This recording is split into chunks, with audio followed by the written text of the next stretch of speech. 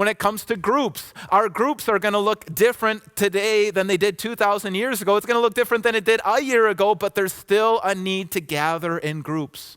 Many of you have friends, or many of you are born in this area, and so we already have our community. We already have our friends. We already have our family, and so it doesn't necessarily feel needed that we need a spiritual small group. But let me ask you, when you gather with your family and friends, are you guys pursuing Jesus?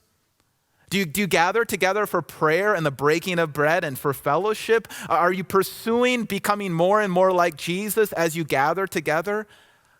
Probably not. And if you are, that's great. But if you're not, then you see there is a need for a spiritual small group, a community of believers. Jesus says, I've always been loving the Father, and the Father has always been loving me.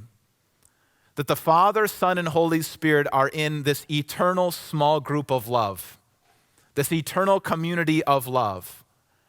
And God is welcoming you into that community.